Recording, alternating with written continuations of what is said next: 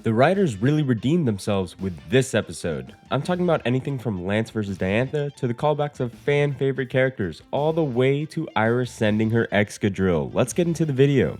You know, after Leon vs. Elan, I was pretty scared how they're going to treat the rest of the Masters tournament, but really, screen time does play a huge role in the pacing of a battle, and that's pretty obvious, but nonetheless, it made all the difference in this battle.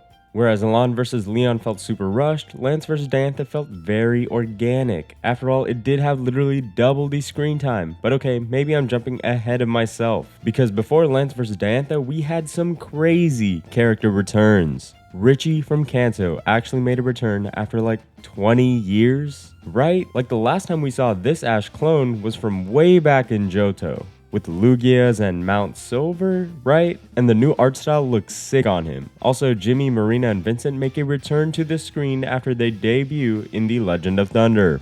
Once again, it's been a darn long time since that's happened. And yes, the return wasn't more than just a brief cameo as they watched the battle from a screen in their respective regions, but that is exactly what I predicted in this video. I also explained why the writers would decide to go with this approach, so if you haven't watched that, then you missed out on the inside scoop. And what's cool about these very brief returns is that they serve to sort of represent Lance being the champion of Kanto with Ritchie, and Johto with Jimmy, Marina, and Vincent. So of course Diantha had her fair share of supporters too. Specifically, Sawyer, Tierno, Shauna, and Trevor all got the cut to return as audience members to the ultimate battle between Lance and Diantha. Talk about a nostalgia run, and an excellent way to build up hype and to set up the ultimate match between the Kanto and Johto champion and the Kalos champion.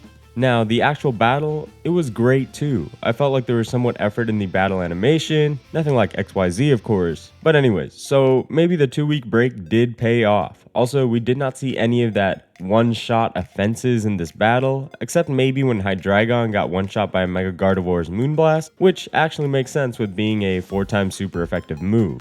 Also, Hydreigon already played a different role in the battle, so I thought it was handled pretty well. And I was right. Lance decided to Mega Evolve his true canonical ace, Dragonite. Man, I've been nailing these predictions that were running amok on Twitter, so I am kinda happy. And this is off on a tangent, but throughout this battle, Jessie showed how she likes to hog the spotlight and was conscious of Diantha shining as a star. They really knocked two birds with one stone here, showing Diantha's glamour and experience in fashion, and they showed Jessie's most characterizing aspect of her, the fact that she always wanted to be a star. Just take her many performances and contests as reference. Also, Jessie was super supportive of Diantha's Gourgeist. Yes, Jessie cares about her previous Pokemon. Team Rocket has always been good at heart, right? But when they have these sweet moments, I melt like chocolate. I loved it. Back to Lance vs. Diantha. It was cool to see how each trainer reacted and parried or dodged their opponent's moves. Like Lance's Gyarados got hit and still fired a Dragon Pulse to land some guaranteed devastating damage. Also, we see Diantha and her Gardevoir still showcasing that silent communication, which they used to dodge Lance's Dragonite's Hyper Beam to ultimately punish Lance for the after effects of using such a hard-hitting move. Yes, I am referencing the in-game mechanic where a Pokemon can't move after firing Hyper Beam for a short while.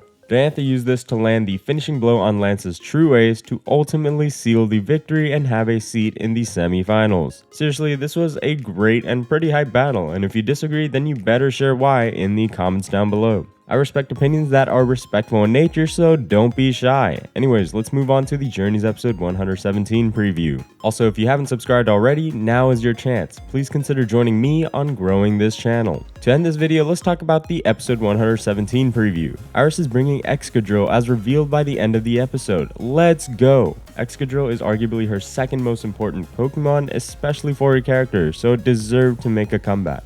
Heck, even Ash loved to see it make a return. Also, Cynthia revealed her first Pokemon to indeed be Gastrodon from Diamond and Pearl. That's sick. The preview then revealed Iris' other Pokemon to be Dragonite, which makes sense and I wrongly thought could be Goodra, and Haxorus to go toe-to-toe with Cynthia's Milotic and Garchomp. I don't know about you, but after the Lance vs. Diantha battle, I am feeling a lot better about these battles. So I'm super excited for how this will play out. And as to character returns, I bet Silent and Georgia and Bianca and Virgil and the others from Unova will make a return, give or take. That's so hype. From Cynthia's side, I could see Barry and Kenny finally making a return too. Man, I don't know. See you guys next week, and thanks for watching.